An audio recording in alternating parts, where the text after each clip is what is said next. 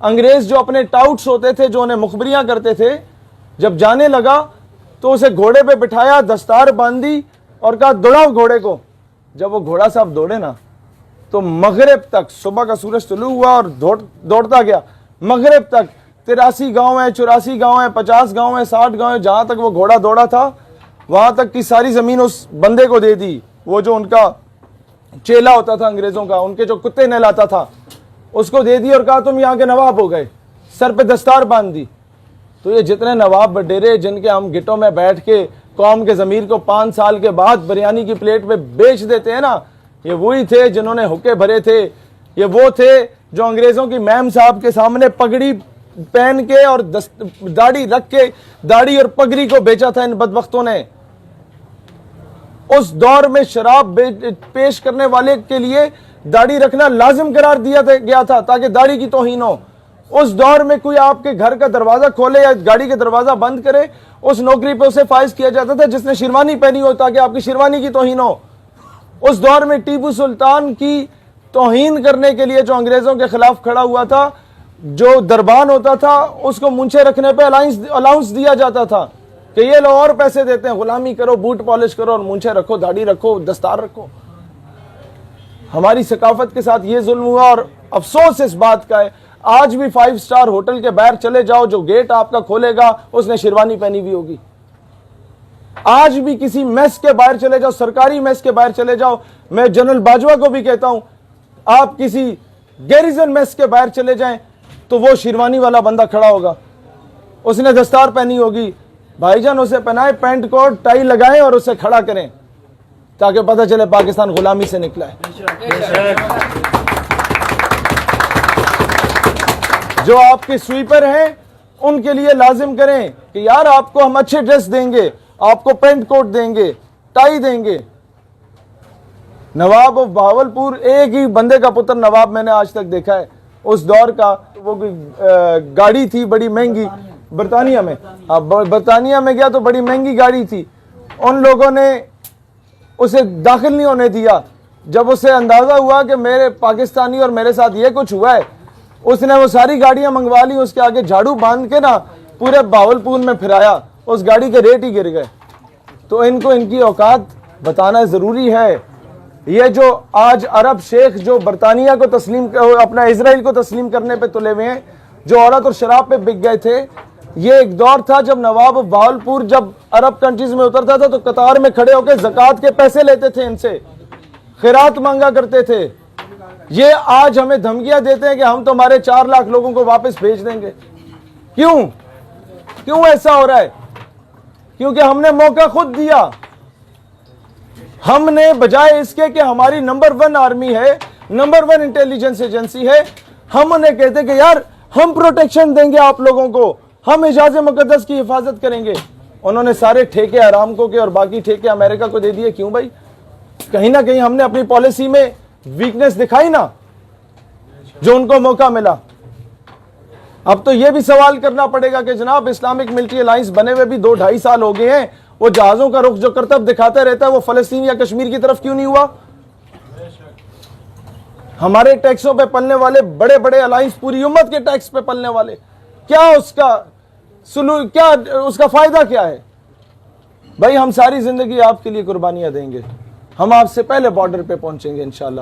ہماری چمنڈا کی ماؤں نے اپنے ان بچوں کی تربیت کی تھی, سینے سے بم باندھ کے وہ ہندوستانی ٹینکوں پہ لیٹ گئے تھے. ہمارے KPK کی ماؤں نے GHQ میں 6 ستمبر کی تقریب تھی تو وہ کہتی تھی, جب اسے بلایا گیا کہ تو بیٹا تمہارا شہید ہو گیا ہے, اب کیا تاثرات ہیں؟ میں سمجھ رہا تھا وہ رو پڑے گی, لیکن آفرین ہے اس پٹھان ماں پہ, کہتی ہے وطن اچرے خپا میں سے, وطن پریشان نہ ہو, پٹھان ماں زندہ اپنے بچوں کو تجھ پہ قربان کرنے کے لیے. مسئلہ یہ ہے کہ وہ مائیں تو قربانیاں دیں گی, اور اوپر جو یہ پالیسی میکر بیٹھے ہوئے ہیں, خدا کا واسطہ ہے کوئی عملی طور پہ کام کرو بھائی جان کشمیر کے لیے. خدا کا واسطہ ہے آج وہ بہن لکھنے پہ مجبور ہو گئی ہے کہ عمر فاروق رضی اللہ تعالیٰ عنہ کے, عمر بن عبدالعزیز رحمت اللہ علیہ کے, حیدر کرار شیر خدا کرم اللہ وجہ الکریم کے, محمد بن قاسم کے, طارق بن زیاد کے وارث کدھر گئے بھائی جو کشتیاں جلا دیا کرتے تھے؟ وہ جوان جو سڑک پہ نکلتا ہے دکان جانے کے لیے, اسے ہندوستانی فوجی गिरबान से पकड़ के कहता है आगे तुम्हारे पाकिस्तानी जिनके लिए नारे लगाते थे, जिनके लिए उछलते कूदते थे, क्या जवाब दे वो नौजवान? कब तक वो बोलता रहे बस पाकिस्तान जिंदाबाद, हम आजादी लेंगे? भाई आप उसे असला लेके सपोर्ट ना भी करें ना, कम से कम थपकी दे दो, कम से कम अमेरिका को यह बताओ कि भाईजान भगत सिंह अगर फ्रीडम फाइटर है, कमांडर बोसे अगर फ्रीडम फाइटर है, अगर ये ची गुवेरा फिडेल कास्ट्रो अगर फ्रीडम फाइटर है, तो बुरहान वानी भी फ्रीडम फाइटर है भाईजान। फिर ये आपके जो जैश के या लश्कर के या हिज्ब के लोग वहां बगैर तनख्वाहों के शहादतें दे रहे हैं, वो भी फ्रीडम फाइटर है भाईजान। फिर डॉक्टर मनान वानी और अफजल गुरु भी फ्रीडम फाइटर है। ये चीजें क्यों नहीं बताई जाती? उस पे कौम को तकसीम किया जाता है, कहा जाता है नहीं ये तो फलाने मसलक दा है, या ये पठान है, तो पंजाबी है, इसके बारे से नहीं बोलना। भाई क्यों? जब कोई खत्म नबूवत का काम कर रहा है तो बड़े बड़े उलमा हमें बताओ, क्या जो आज हमें कहते हैं कि जी आप क्यों सारे मकाते पे फिक्र इकट्ठे होकर खत्म नबूवत की बात करते हैं, खुद अकेले क्यों नहीं करते? भाई आप शाह अहमद नूरानी से ज्यादा पढ़े लिखे हैं। यही जवाब काफी है कि जब वो सबको लेके चल सकते थे साथ खत्म नबूवत के दिफा के लिए, जब पीर महर अली शाह रहमतुल्लाह अलैह इकट्ठे हो सकते थे सारों को लेके हजूर की नामूस रिसालत के लिए, तो हम कौन होते हैं किसी को रोकने के? हम कौन होते हैं? हम क्यों नहीं जिहाद के लिए किरदार अदा कर रहे? हम क्यों नहीं अपने मुल्क के स्टेक होल्डर्स को फोर्स कर रहे कि भाईजान अब प्रैक्टिकल फील्ड में निकलने का वक्त है, गर्मी आ चुकी है, बर्फ पिघल चुकी है, अब जाओ ना वहां पे।